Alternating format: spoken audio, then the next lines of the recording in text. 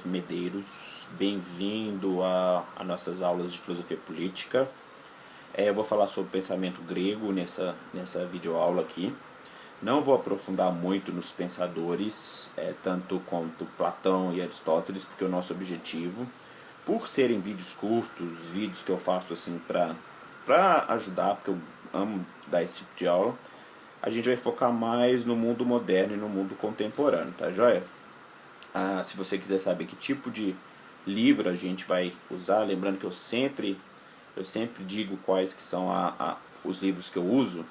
Eu basicamente vou usar com vocês o manual de política, que eu esqueci o autor, desculpa, depois eu coloco lá na caixinha de diálogo lá qual que é o nome dos autores do manual de política, e também o do Bittar, tá joia? O Filosofia do Direito do Bittar e o Dicionário Político também do Norberto Bobbio, que são geralmente os livros que eu uso para dar aula, tá joia? A gente vai tratar nesse vídeo um pouquinho mais da construção da democracia na Grécia Antiga, como ela foi construída e qual era o seu funcionamento, tá? Qual era a sua estrutura interna. Depois do próximo vídeo é que a gente vai tratar um pouquinho do pensamento de Platão e depois no outro vídeo no pensamento de Aristóteles. Não são vídeos longos, são vídeos bem curtinhos, mas entendendo esses pensamentos, esses pensadores, a gente consegue entender o desenvolvimento que isso teve na história do Ocidente, tá joia? Porque querendo ou não, Platão influenciou uma tradição, um tipo de pensamento, Aristóteles influenciou outra tradição. Por exemplo, as pessoas muitas vezes não sabem, mas Platão pode ser sim considerado, e o Karl Popper faz isso, tá? O Karl Popper e o Bertrand Russell também faz. Ele pode ser considerado como aquele que influencia conceitos mais totalitários de regimes políticos, tá? Não sou eu que estou dizendo, Karl Popper e Bertrand Russell fazem essa comparação. Aristóteles vai influenciar modos de sociedades mais orgânicos, mais organicistas, tá? Como o de Rousseau, por exemplo, onde o todo vem primeiro do que a parte, tá joia? Então eles têm bastante influência no pensamento do Ocidente. A filosofia grega, que é antes do Platão, a pré-socrática, ela vai influenciar muito a democracia que a gente tem hoje, que é uma tentativa de uma democracia direta, e ela vai influenciar bastante o pensamento da Hannah Arendt, tá? Que eu sempre falo aqui porque é justamente na autora que eu fiz a minha especialização. Então, para a gente entender a filosofia política grega, a gente vai precisar entender como ela surgiu, tá? Antes de surgir realmente essa democracia grega, que é tão conhecida, essa democracia direta grega, onde os cidadãos podem exercer sua liberdade, a Grécia era uma aristocracia, tá? Que era basicamente fundamentada pela tradição. Quando a gente estuda a mitologia grega, a gente está estudando ali a tradição grega, a tradição aristocrata, que foi passando pelos cantores, pelos os divulgadores dos mitos e da tradição, que basicamente davam sustentação à aristocracia grega antiga, tá? Essa aristocracia, ela difundia o conceito de Temis, tá? Temis é também a esposa de Zeus, que tem a ver com justiça, mas é uma justiça que é uma justiça vinculada ao poder, tá? Que é uma justiça imposta, tá joia? Por isso que ela está vinculada à tradição e a Zeus, Zeus que é a figura máxima de poder no panteão olímpico. Lembrando que os deuses gregos, eles dão uma noção de panteão, de aristocracia, de seres com poder, de seres quase humanos com poder, e essa é basicamente a aristocracia política da Grécia Antiga. Então você vai ter bastante essa divulgação de Temis como símbolo de justiça tradicional, como símbolo de poder tradicional, tá joia? O que acontece?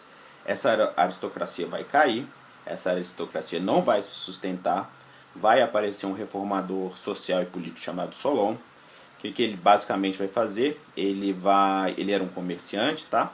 Mas ele vai destituir a aristocracia do poder e vai instituir a democracia, porque essa aristocracia da época, ela, o que ela fazia? Ela pegava cidadãos livres com dívidas e tornavam eles escravos. Você tinha ali um grande problema de abuso de poder social. Basicamente, o que Solon faz é destituir essa aristocracia, libertar os camponeses e criar agora uma sociedade igualitária entre os cidadãos gregos. Os cidadãos gregos agora são livres, estão livres dos seus juros, das suas dívidas, e eles podem construir uma tradição política em conjunto. O legal é que esse reformador político ele não toma para si o poder, ele não fica com o poder nas mãos dele, ele divide o poder, torna igualitário o poder, e ali a gente tem a primeira democracia de fato. O que é isso importante? É importante porque é nessa democracia em que o cidadão grego vai poder exercer a sua liberdade e a construção de uma justiça, de uma diquê, enquanto igualdade, tá? E é esse tipo de conceito que influenciou os pensadores mais contemporâneos e os pensadores modernos. Como é que funcionava isso? O sistema econômico político da Grécia Antiga ainda era o sistema econômico de comércio, tá? Mas a força produtiva, a força de trabalho eram os escravos. Escravos, aqueles que eram conquistados de outros povos. A esses escravos era oferecido, né, ou trabalho ou suicídio. Então, muitos deles iam trabalhar para os gregos, tá joia? Essa era mais ou menos a forma política e econômica da Grécia da época. O que acontece? Eram esses escravos que iam produzir, tá joia?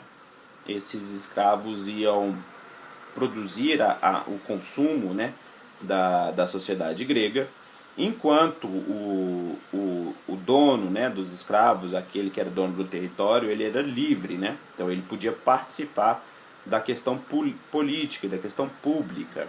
Vale lembrar que na época da Grécia Antiga não tinha a divisão que a gente tem hoje de vida pública e de vida privada, tá joia? A vida geralmente ali era considerado que o cidadão ele tinha vida pública, ele exercia a sua liberdade por participar na vida pública e por poder construir na vida pública a história da cidade, a lei da cidade, o organismo da cidade. Liberdade para o grego não é poder fazer o que quiser, mas é poder, junto com os outros na vida pública, construir a sociedade grega. Então é mais ou menos, basicamente assim que funcionava o mundo grego. Não existia essa vida privada que a gente tem hoje. Como é que funciona para o mundo moderno hoje? O público é o social. A nossa vida pública é a vida do trabalho. A nossa vida social é que tem caráter público. O resto da nossa vida é privada. Então é como se, diferentemente do grego que exerce a liberdade no público, nós não exercemos a nossa liberdade no público. Nós exercemos a nossa liberdade no privado. Então foi assim basicamente que foi instituído a democracia antiga. É assim que surgiu a primeira forma de democracia direta. É claro que essa democracia não durou muito tempo. O Solon fez essa reforma social política. Aí você tem ali nesse meio termo os sofistas, né? Nesse tipo de situação política que surgem os sofistas, porque os sofistas eles precisam ensinar o cidadão livre a elaborar a sua retórica, o seu discurso político, para que a sociedade possa continuar a sua história. Então os sofistas têm um papel muito importante.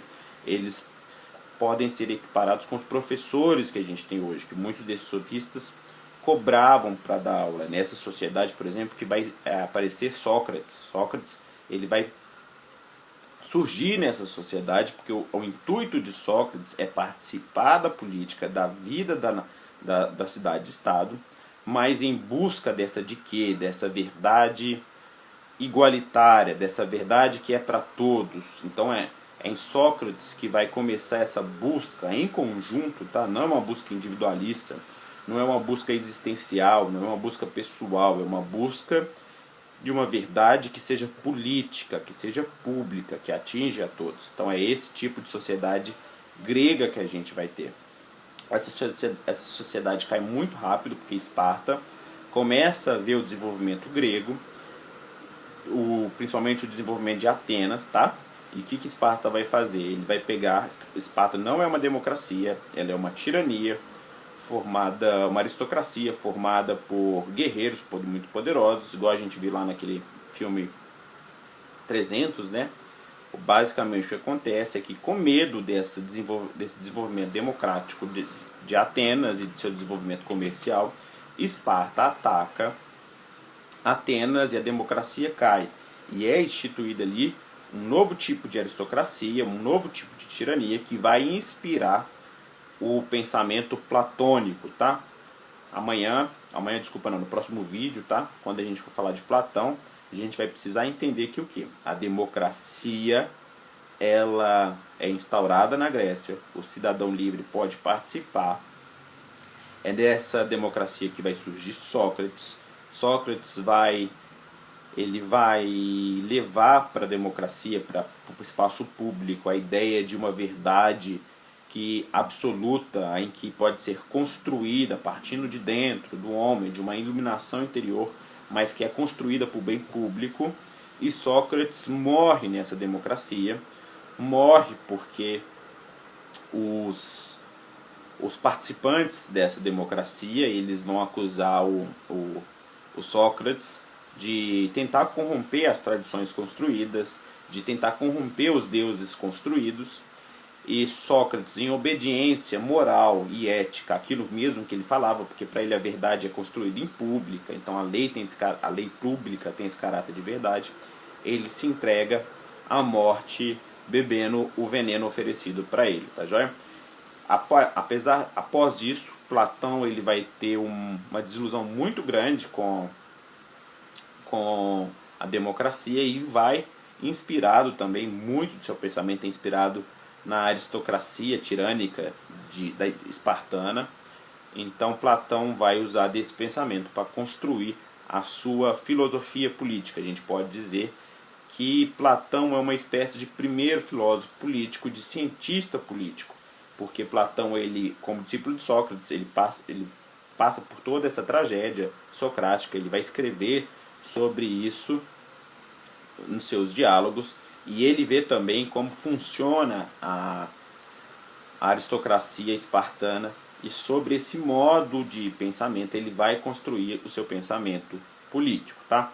O que você tem que guardar da Grécia Clássica? Que a Grécia Clássica é esse espaço, esse período do tempo histórico do Ocidente, onde um conjunto de indivíduos chamados cidadãos livres vão exercer a sua liberdade, não na vida privada igual hoje, mas na vida pública, porque é na vida pública que, enquanto indivíduo, ele é reconhecido, e é na vida pública, em conjunto com outros indivíduos, que eles vão construir a história da nação, a história da cidade-estado, e é no conjunto humano que eles constroem uma vida política. Tá joia? Esse foi a nossa segunda aula de filosofia política. Na próxima a gente vai falar sobre o pensamento platônico. Até mais.